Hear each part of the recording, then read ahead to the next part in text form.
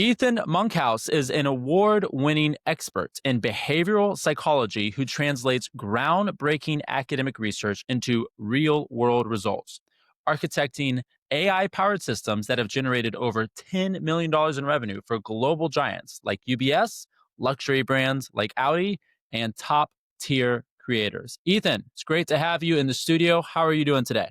Great to be here. Thanks so much for having me. Yeah. I'm looking forward to a riveting conversation today. Let's get off to the races with some quick icebreaker rounds. So I'd like to know, Ethan, what the title of your autobiography would be, but only if it covered last Wednesday. So a one-day autobiography on Wednesday. How to turn your 40-hour week into a 200-hour week. Love it. Okay. That would be the way. There's more to it, but that would be the title. I love it. That sounds great already. Okay. What is a common food that you passionately believe is overrated? Now, you're over in London, correct? I am. So you can make this a common food item that's local to you. It's something you've had in America. I don't care anywhere, but yeah. And what you think is overrated gets a lot of hype. Matcha. Matcha? It has to be. It's so crazy you say that. I've never had it to this day. Really? I don't know if it's just the green, like the color. I love to try new things, but for whatever reason, anytime I've had the opportunity to order it, I'm just always getting some standard coffee or a latte. I've just never crossed over. So everywhere in London, I feel like it is the hype right now, and I'm sure it has great health benefits, but it's definitely overrated and overhyped in my opinion. That's great. All right, last question. If there was only one building anywhere on Earth that you could enter for the rest of your life, so one and only one building you'd ever be able to walk inside of again, which one would that be? Ooh, that is a tricky one. Very random. It's not really a building. Okay. But I was in Turkey a couple months ago, and there is in Cappadocia, one of the towns, a couple hours from Istanbul, is an underground city, which purpose was to preserve religion over the course of time. And so you had up to, I think, 30,000 people living in this underground city hundreds and hundreds of years ago. Wow. That would be one of the coolest places I've ever been. Okay, that's a pretty good answer, because that gives you a little bit more broad range of options. If you kind of get to typify it all as a structure, that might give you a little bit more room. It's good answer. Awesome. I know that is a tricky one. When I was writing that up, I thought about it myself for a little bit, and I hadn't yet come up with a singular building. So that's a tricky one. There's loads, honestly. Sure. All right. Well, Ethan, I want to start off this discussion because there are so many things we can talk about today. I really would like to begin with your academic background. So you studied behavioral psychology at Trinity College there in Dublin, and your work particularly on behavioral psychology in digital communities is what won multiple awards. So can you take us back to that point specifically? Is there maybe a central groundbreaking question that you were trying to answer about how people behave online? What was your operating thesis at that point when you were studying? Yeah, well, what's super interesting is I'm actually a software engineer by trade. So I started off with computer science and business, and the more and more I dove into those topics, that inevitably led to that research, which was surrounding self-management of teams in digital communities and remote environments. So the idea behind, can you cause a community or a team or some virtual cohort to self-manage themselves given their environment? So what could you change around? Okay. What different variables could you alter, as slight as it may seem, to get the actors within that environment, so the people within that team, the people within that group, to self-manage the other team members or the other community members? And so that was what we dove into in that research. And the end result was, yes, you can. And all the smallest things from I think one specific thing we dove into was, the green light on when you're online on Microsoft Yep. Teams or online on Slack or something like that. Understanding, well, why do people value that green light so much? Like, what Mm, is the perception people have that others will perceive them to be doing at that time? Whether it's like I heard of people creating scripts to just move their mouse to keep them active. And so okay. diving into like what were the underlying triggers there to cause someone to actually feel that need to keep that green dot live. We Yeah. tested different samples of, okay, if we have a cohort here and there's no green dot versus a green dot, okay, how does people's perception of other people in that cohort change? But also, how does productivity and output change? Okay. And Interesting. what was really interesting was that it didn't go the way we thought.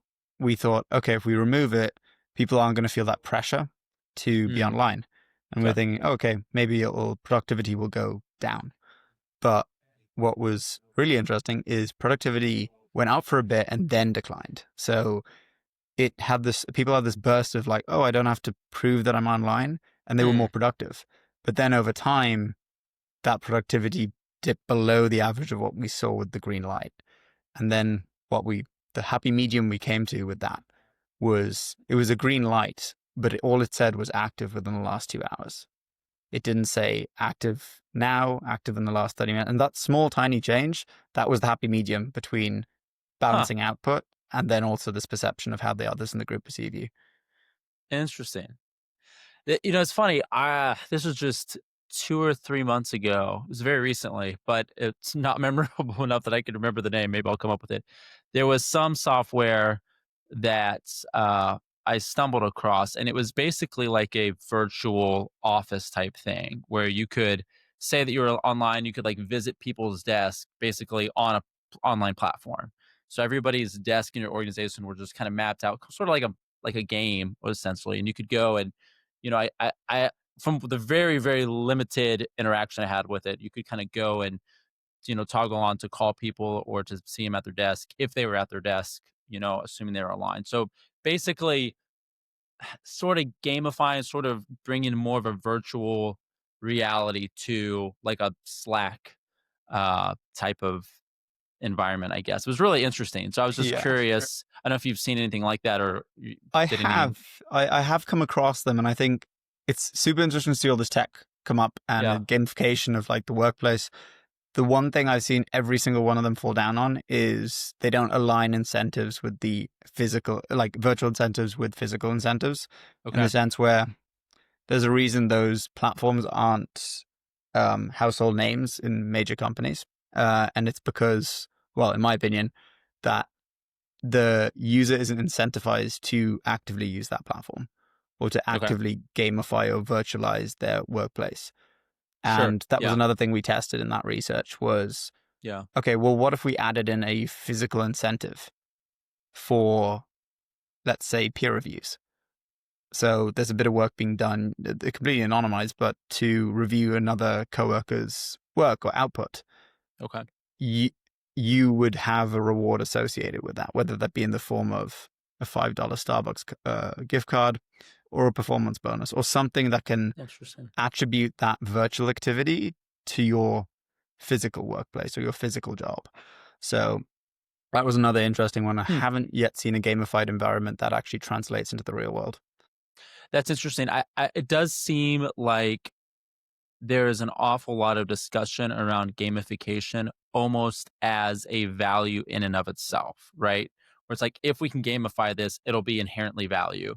Where what you're saying kind of makes a lot of sense. It's if that is your only motivation for developing a platform, is just that we're gamifying something, it may not actually materialize in terms of providing value because if there's not that physical connectivity to it, some way that people can, ontologically, physically say, hey, yes, like this is reasonable, this is valuable for me to do, then it falls flat, assumedly in every case. So that is interesting because I have heard a lot of discussions with people like they come from the standpoint of how can we gamify this?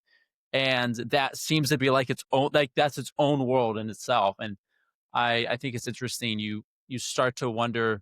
It's one of those like preconceived notions I think that has come about in the tech evolution where it's a buzzword. It's like, oh yeah, we just have to throw this at it and it'll magically make something better because now it's gamified. It's like, well, that might help, but it's not an end to itself. Like you can't just do that and expect everything's going to be better automatically. So Yeah, no, that's exactly it. And I think like with the gamification side of things, like good gamification is when there's perceived value. If you can translate that right, perceived value into the real world, fantastic. But to start off with just gamification, a lot of, as you said, the buzzword of gamification, it's like, oh, we'll just gamify, we'll add streaks, we'll add some numbers, we'll add some right, sort of consistency. But it's not addressing the underlying, what does the user value? Or what yeah, does the user think they value? Or yeah, at a stretch, what could we make the user value, which is where perceived value comes in. I think those steps get skipped with modern day gamification because, well, it's almost a must have for all software sure, nowadays. And it's almost like a lot of software just sees it as a requirement, like a sign in screen. You have to gamify your platform. yep. That's interesting. Wow. Okay. So going back real quickly again to your work and in studying digital communities, was there, did you ever find like a series of patterns that the business world completely misses when you were working on the academic front and you're developing these ideas of, okay, how are people interacting here? Did it translate into something you could say, hey, business in general are missing some key elements here that we need to address coming at it from this academic research standpoint? And if so, it's kind of a broad question, but I'm like, I don't know as much about this idea of like really, really getting deep into digital community. So it's a fascinating like idea to me, and I'm trying to unpack it in more of a layman's understanding that I have. So it might be too broad to unpack it at that level, but I'm just curious. Like I look at everything from a very um, systems generated standpoint. All of the businesses that have been part of it, it's very, very like logically flowing. How does this work? It's all cash flow based. It's extremely nuts and bolts, I guess you could say. So anything that is outside of that, that seems a bit more, I don't want to say ethereal in like a nascent sense, but like just the psychological realm is fascinating to me, but I don't know all the time how to rectify what might be true from a behavioral standpoint with what I know to be factually certain in a business reality. So were there just things being missed from a business standpoint that you've noticed learning what you learned in behavioral psychology that helped you kind of translate into real world solutions? I guess that's one way of putting it. I'm sorry if it's kind of a weird, broad question. I'm just trying to No, I think unpack I the question get as I where you're go. going. And I think what you said there about like the larger enterprises having such a systematic approach and such a concrete structure Yeah. is one of the differences that comes into play when you look at digital communities or any online workplace, in the sense where with larger companies, like say when I was with UBS or Hmm. Checkout, I did some work for as well. There's so many different processes that the timelines that previously would have been acceptable to do in person aren't acceptable virtually. Okay. And when I say they're not acceptable, it means that the attention that the user or the employee or employer has on the other side dwindles and drops off way quicker. Yeah. So if you go through, I'm just going to take even just an example of putting an expense report through. Okay. I remember with one of the companies I used to work for, it could take up to 4 weeks to get an expense approved. Wow. Something like that. That's standard in kind of big traditional enterprise companies. Okay. Sure. And because it had to go through so many hoops, someone had to sign off. And that, when it goes to the digital sense, is all documented in the sense where there's no buffer time, where when it's Sure. in person, you can excuse the buffer time because it's like, oh, they're in a different department or they're a different building, Yep. they're halfway across the world, something like that. But when it's a virtual workplace or community, it's all in one place. It's all live. It's all Mm. the same location. And so you don't have that buffer time. Yet the timelines in larger companies still are the same as what they are when they were doing, say, virtual work during COVID. Yep. And that was one of the things where frustration would start to build. And then this sense of, is the company being very backwards? Are they being very slow to adapt? When in actual fact, they aren't adapting. Nothing's slowing down. It's just changed and they haven't adapted. And they haven't Okay. sped up that buffer, because Okay. to kind of wrap it all together, going from physical workplace or physical community to digital community, you haven't got as much buffer and inexcusability for what would be seen nowadays as wasted time. Sure. People are Yeah. impatient. There's Yeah. no lag between interactions online. That's the thing. Yeah. And the lag that exists there is documented, because if Yeah. take an example, if you send a message or an email, you have the exact time stamp. You know when Right. the reply comes in. Yeah. Whilst if you go to a different department in an office, you're not timing. Oh, I'm taking 16 minutes to get down there. Sure. It's a very different game in that sense, where there Sure. is a timestamp attached to everything. Interesting. Do you think, and I'm just curious, like was this trend, I guess it was inevitable. I mean, eventually the idea of more and more digital community was an inevitable progression with where we're going in tech. I'm assuming you could probably easily point to something like COVID being a hyper acceleration of that development. Is that reasonable to say? Do you think it, like, just because of the fact that everything changed so quickly, people had to try to make some adaptations that probably were another decade or so down the road? Like, I what? think it sped up the process of finding out what not to do, Okay. in the sense where Yeah. COVID accelerated a lot of remote working practices, Right. but into so many industries that had barely heard the word. It was forced. Sure. And Okay. you kind of came out of that period with a lot of industries where they were like, okay, cool, yeah, we know what not to do. We know how not to remotely work. You had a lot of Mm-hmm. companies go back on their policies. Like, yeah, I think you had like Spotify or something initially went 5 days or fully remote, and then went back on that. You Okay. had major investment banks go fully remote, go back on that. And I understand why, because you're pushing an entire workforce to a completely different medium of working Right. without any migration. There's no, and without the tools as well. You've Yeah. put them in a completely different environment, which requires completely different tools. And that's where some of that research stemmed Okay. from. It's like, well, change the environment, you change how the actors within that environment interact, behave, and eventually output. And that wasn't done. So I think now where we're at right now is companies have gone back on that. They're like, okay, let's go back to what we know, which is in person, Sure. but let's do it right. We know not how to do. We know how not to do it, and we Yep. also know, well, this is our safe space. And you're seeing more and more companies actually implement these remote working practices that are actually thought out, that are not pressured. They've figured out, okay, how do our teams or our departments or our company as a whole interact in a remote environment? And that differs for every single industry. It differs for every single department in every single industry. And we're now taking that time to figure that one out. Right. Okay. No, that makes sense. Can you give us a bit of a synopsis of what you're doing now with Naviro? Just break that down. Why does this company exist? What are you doing specifically behind it? Because I have a few other questions that I think are going to kind of tie back into that. But I want to, if you can lay the groundwork with Naviro specifically, that'd be Yeah, great. cool. So, as I said, my background software engineering, total nerd. What was interesting is software engineers don't have the highest EQ, Okay. just kind of pretty well known. And then marketers don't really have the highest technical ability a lot of the time. So it's Sure. a rare Yeah. thing to be able to marry the two together. Yeah. And that is what set the foundation for Naviro. So I had like a few different agencies prior to that, in the creative space, in the paid advertising space. And that was all well and good. Realized I'm really good at marketing strategy when it came to online, except the thing there was those retainers were reserved for the brands that could afford it.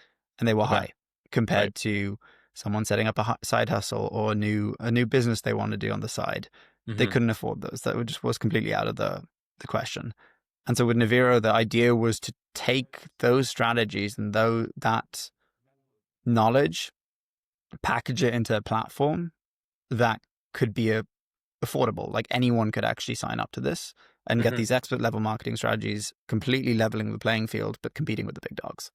Okay. And so that's where that all started. We've changed a lot over the journey. Started off in music, moved into the creator economy. Now there's a big push and focus on like founders and operators and people with a lot of knowledge to share, but not necessarily the time nor the knowledge on how to do that. Sure. So Yeah. that's where we're kind of angling in on the moment, and it can all be kind of consolidated on.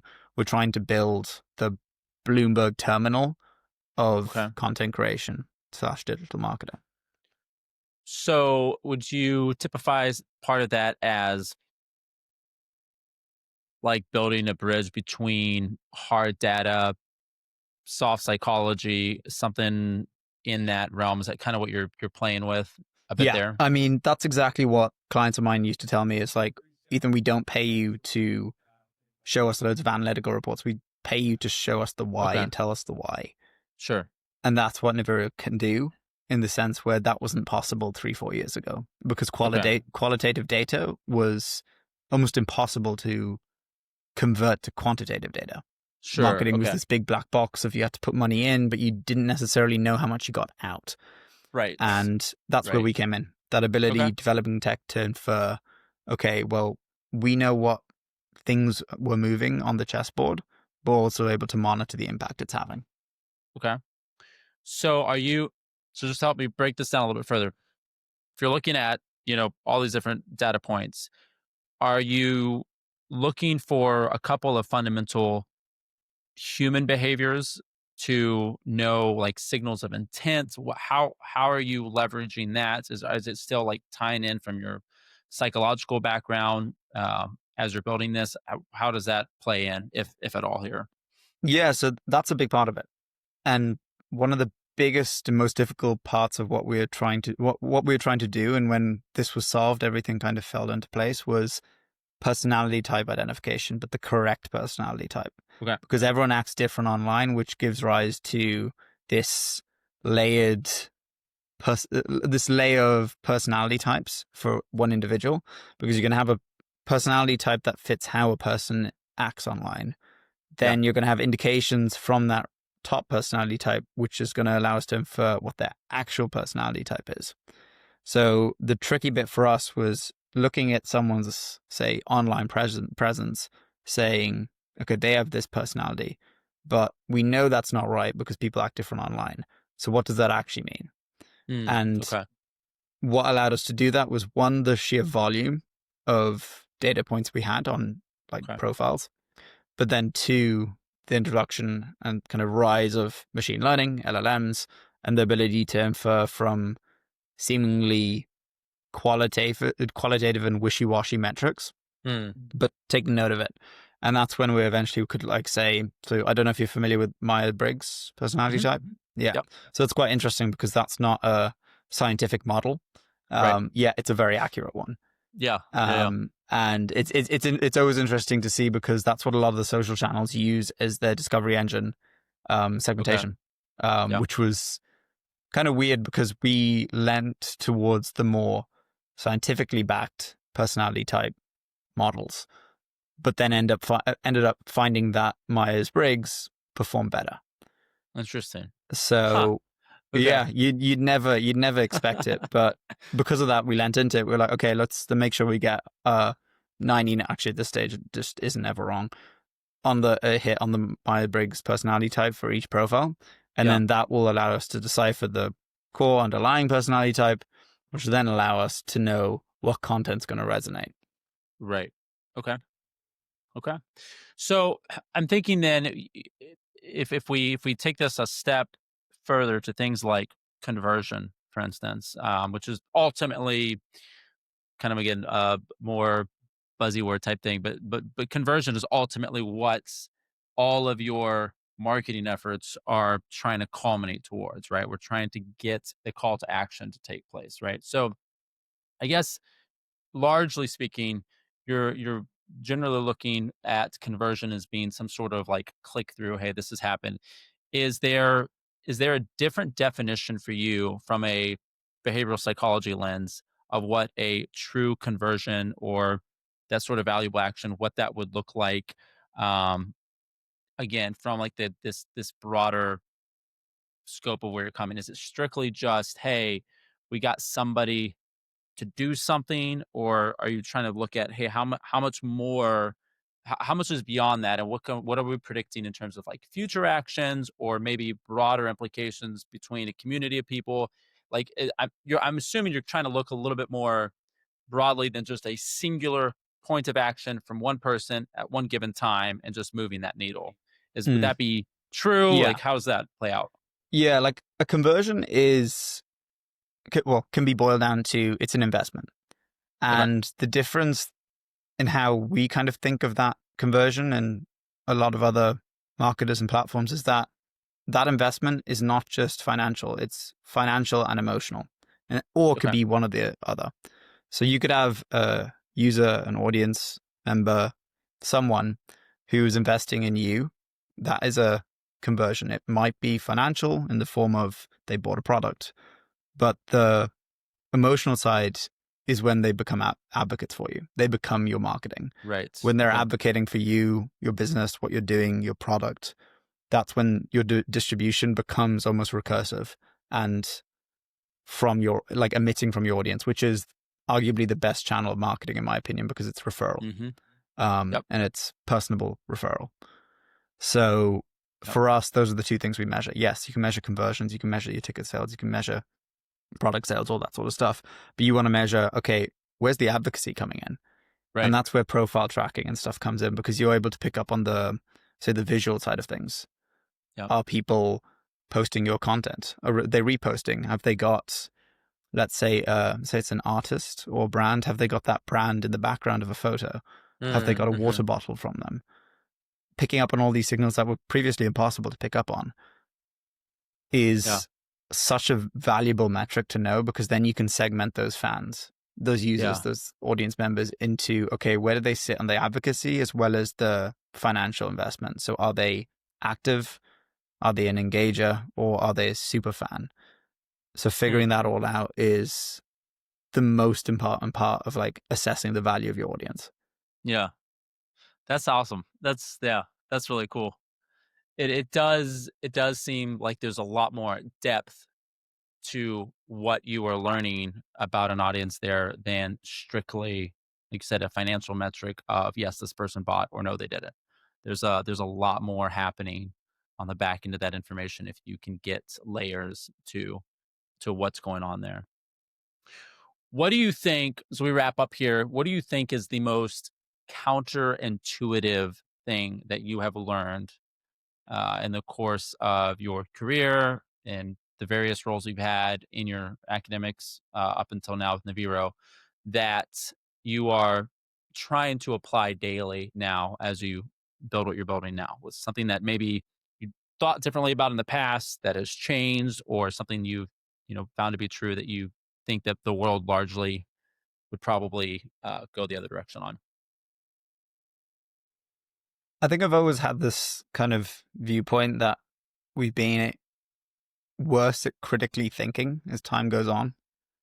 I Okay. think as we kind of evolve into a very tech first world, the ability to critically think has gone out the window. And the reason I say that is because I went through a good few months where I wasn't critically thinking. Mm, And it only probably became apparent to me over the last few months okay. in this terms of, oh, wait, I used to be so strict in terms of take the data, Hmm. apply your thoughts, apply other perspectives, and then come to a decision. And I think that is the like most important thing anyone can do because when you have the likes of say ChatGPT and every other different voice and chat agent to ask your question and get an answer regardless, people Yeah. lean towards that. And I think that is one of the most important skills you can have is that critical thinking ability Hmm. and the ability to say, yeah, I don't know if it's the right decision, but this is my decision. Sure. So I think that's the most important thing for me. Definitely came to realize that more recently, but Hmm. nice to know we snapped back into it. It's good.